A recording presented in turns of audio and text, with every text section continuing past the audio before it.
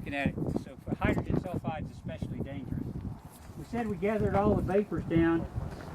They'd come through this, which is just a separator.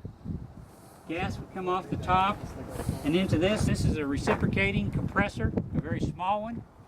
It's designed to take pressure at like 4 ounces and pressure it up and put it in the sales line so we can tie to our sales meter. Here's where our sales meter would tie on if we were hooked up. So all the gas from all the vessels, the compressed gas from the vapor recovery unit, all would go down the sales line. So we don't vent anything, theoretically. The construction you see here, that base will be poured with concrete, and then that big white tower that's laying down over there, it's 37 feet tall, 4-foot diameter. We'll bring it over and set it on this base. It's designed to go after the heater treater and before the tanks, and it's a final stage to get the last vapors off. They use it particularly down in the Eagleford, where they have a lot of high GOR wells, and it's very rich gas. I mean, it's got a lot of light ends, a lot of heavy ends. So it's a final stage of separation that would be used. Then they tie a compressor onto that and pull those vapors off there to eliminate as much as possible coming off the tank. So that's a vapor recovery tower. Okay, if we've got water, we showed how we pumped it out. If we got oil, we can sell it in 2 different ways.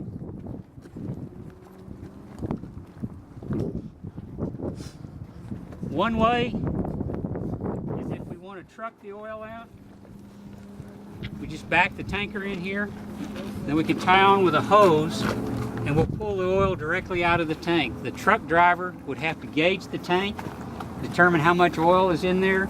He'd have to run a sample of it to see what the BS and W is. What's that? BS and W? Bottom sediment and water. Okay, it's part of an oil contract.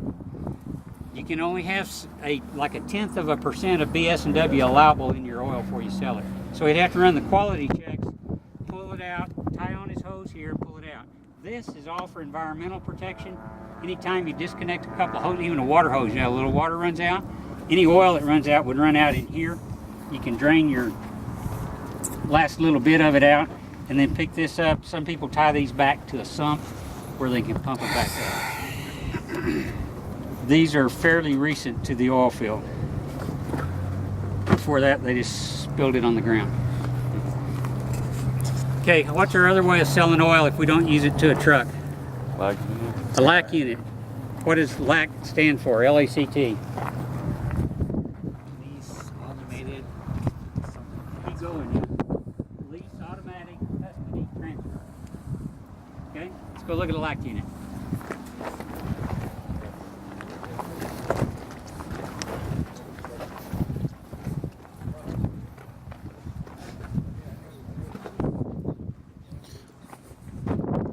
Okay, you can come on around this.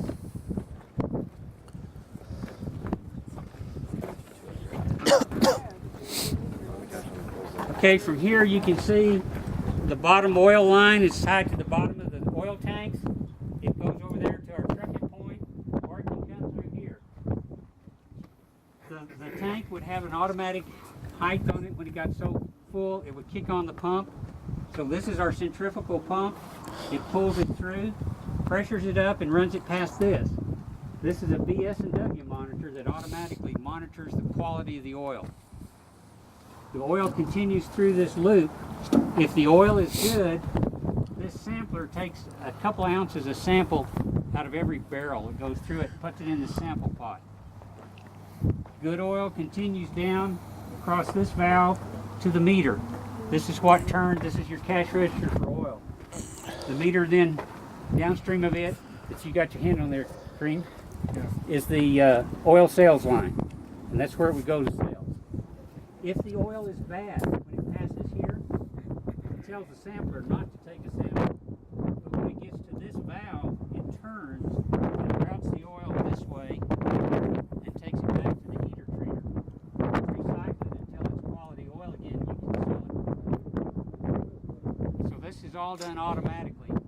High volumes of oil, this is the way you want to go to sell it. Okay?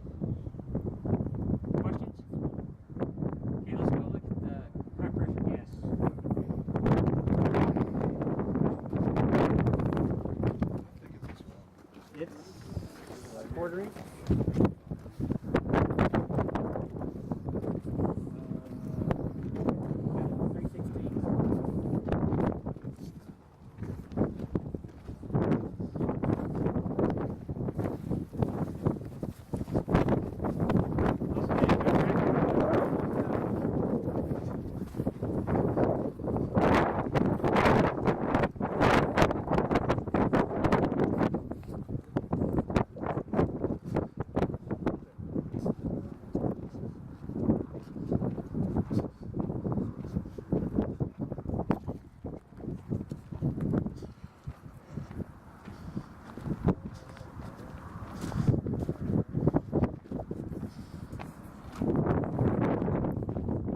This is not what we mean by a dead well.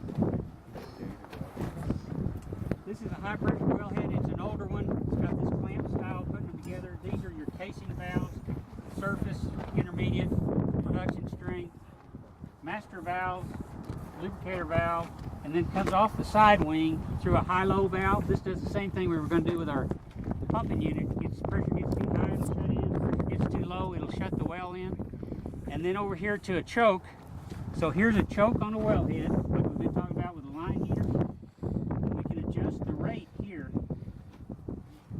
and take some pressure drop across this choke. But we don't want to go to hydrate forming point, right? And by the way, we're going to stand this up, put it on a concrete base. We'll stick a piece of pipe in the ground about 4 feet, and then let it come up.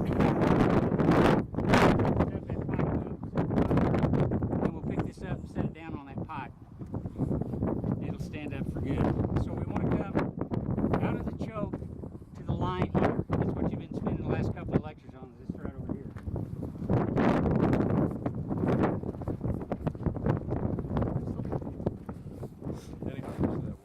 Huh?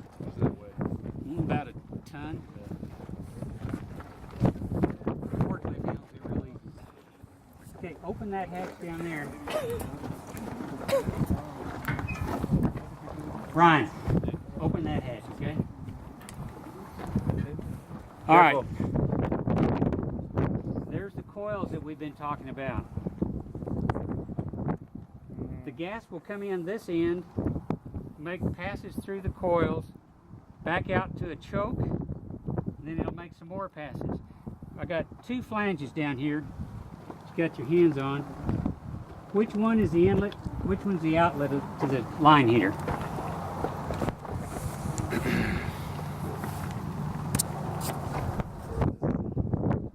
Which one do you think is the inlet? You know, it says it right here. Okay, a lot of things aren't labeled. Look at these 2 flanges. See how thick this one is? This one's much thinner. So which one do you think is the high pressure one coming from the well? This one, right, okay? So if you look in there, this coil enters right here. It's got, see that string tied on top of it? That's that first pass going through. It makes its way back, exits here, then it goes over into the choke. We've got the same variable choke again. Now we've choked our pressure down, and in this case we got a lot more coils that make the passes back and forth. I've got a plate down here on the end that tells me how many passes are upstream and how many passes You're good. are downstream. And on this one, there's only 1 pass, or two passes, 1 set of coils, before it goes to the choke. And there's 6 passes after the choke. So they're heating it more after than they are before. Also stamped on the plate down here is the strength of the coils. Going in here on the high pressure side, they're double extra heavy. And coming out on this side, these coils are only extra heavy. So remember we talked about saving money by the coils maybe lighter weight after we've choked. So we're heavy weight going into the choke and then slightly less coming out of the choke to go on down to the production separator. So when this vessel's in service, obviously you don't have the doors on it. This whole tank is filled with water. There's your water fill point right there. This shell can't take any pressure. You know, a leak in the coils just will blow it. It'll blow that water hatch right open. And what you see on this pipe, that rough surface, is corrosion from water having set in here, and then this steel set in there. That was smooth pipe when it was first installed. So that's the effect of external corrosion. There's no way these tubes could be rated to the pressure they were when they were originally in there. That's why they cut it up and made a model out of it. And notice the fire tube in this one. It's got the same type of fire tube arrangement as the heater treater had, except the fire tube comes all the way the length of the vessel. Starts down there with the burner assembly, comes all the way down here. You see the end where it makes the turn? Come around, look. So it makes the turn, and it's heating it all the way up and down to get the heat necessary to transfer to the coil.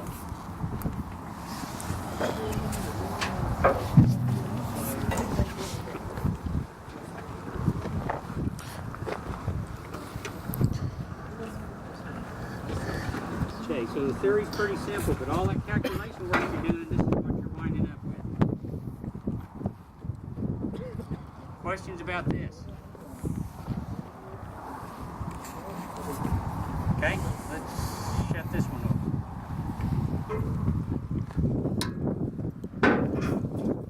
That's what the handle is for. Okay. All right, we'll look at a high pressure separator.